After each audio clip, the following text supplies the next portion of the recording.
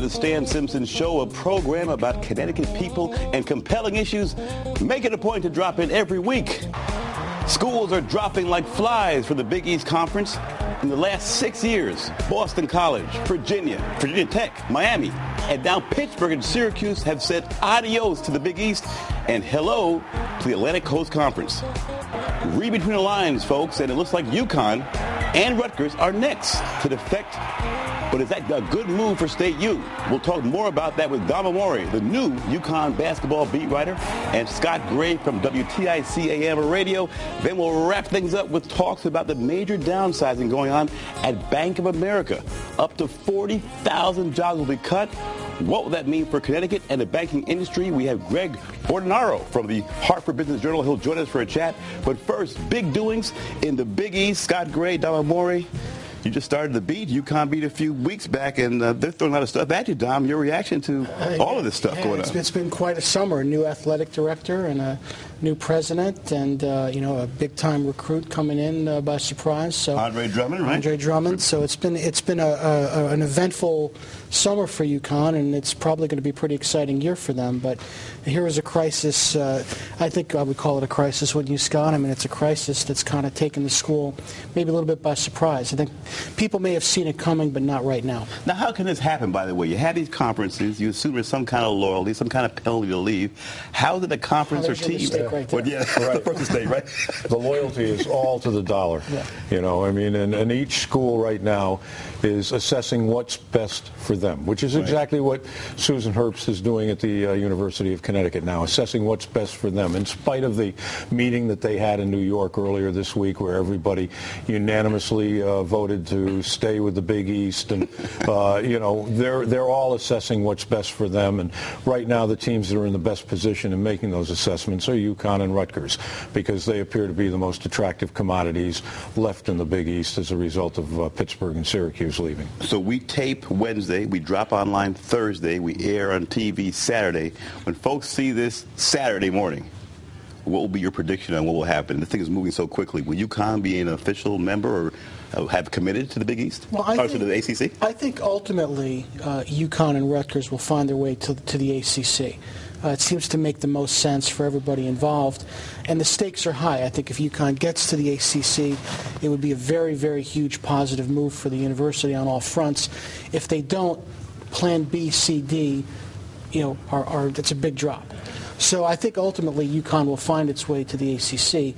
It may not happen as quickly as they would like it to. And they'd like to be settled. It may take a little while, but I think ultimately that's what's going to happen. I do think that it's going to happen maybe a little bit quicker than people think. I think there's a little bit of a misconception when everybody says the ACC is waiting on Notre Dame and Texas. I don't think they're going to wait long. I think they're probably assessing Notre Dame and Texas and talking to them right now. And I really do believe that if Notre Dame is ready to go to a league, that league will be the Big Ten.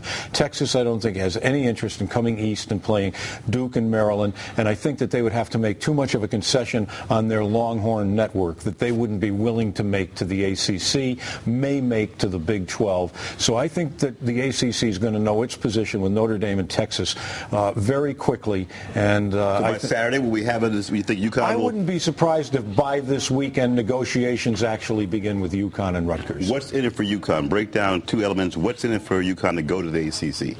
Well, I think what's in it for them... besides money. Well, Scott and I were talking about it, survival. Yeah. Given the landscape that they're facing right now, that's clearly the best option. Because you have the rivalries there with Pitt and Syracuse. Right. You have the money issue, right. And you have the decimating of the Big East. Right. Right. Well, the decimating of the Big East is the big thing. If the Big 12 stays intact, the clubs, I got to get used to basketball at the schools that would be going into the Big East. They don't do much for you. I mean, what does a UConn East Carolina game do for you? What does a UConn Air Force game do for you? The prestige and cachet is involved in going to the ACC as well. But it's really the only game. It would be the only real game left in town for UConn. And when you're a national champion, you want to play the best. Correct? The big thing is, and people can't lose sight of this, the big battle was won about 8 years ago when UConn entered the Big East in football. When they got that elevation, they got that stadium built, they got that elevation to Division 1A. And the people like Dom and myself who were pushing for this for a long time, and when I look back on it, it's amazing to me the amount of resistance that we faced to that thinking that you have to go 1A. And our reasoning specifically was we knew this day was going to come. And if UConn was still playing 1AA football at this point, and this day came, they'd be in the same boat with the non-football schools in the Big East that are going to have to just sit back now and wait for the football schools to determine their future. But the guy to really thank in all this is Lou Perkins, right? He's the driving force behind this. He was the guy who took all the hits when folks said it's too much money to build a $90 million stadium. It's not worth it. End of the day, with big-time college sports, it's college football that carries the weight, not basketball, right? And if you didn't have a big-time football program, as you said, UConn would be out in the lurch with all this. So what about the vision of Lou Perkins and to some degree John Rowland, who kept driving this thing through too, correct? I gave Rowland some props. I'm going to tell you who else. He's a colleague now with the TIC. Right. Well, but I'm going to tell you who else. A very important player was Pam Sawyer, a state representative from Bolton. Because when I was pushing this on the air in my commentaries every morning, I got a call from Pam Sawyer one day saying, you know what, I hear you talking and I don't understand. Could you explain it to me? And I explained to her exactly what would happen, not only to UConn football, but to UConn basketball if UConn did not elevate its football program and get in line with the other guys driving the bus. I explained it all to her, and she said, you know what, I know that a lot of my colleagues in the legislature don't understand this. If I broke them into some small groups, would you be willing to come over and talk to other legislators about this and explain to them why they have to approve funding for that stadium? Did you charge them a teaching fee for going in and consult? That's a consulting fee you should have gotten right there. But I lobbied them on the air. I can remember doing a commentary saying, you know, there are schools around the nation right now spending millions of dollars betting that the Connecticut state legislators are as stupid as they're being told they are. I mean, and that one really threw down a gauntlet, and I did hear from a lot of legislators,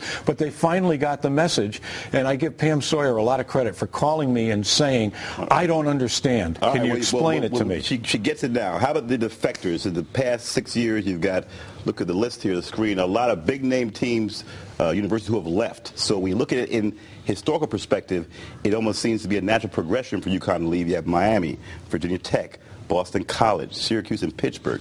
Marquee East Coast teams that have left. So it's almost like, you know what, we should have seen this day coming, Dom.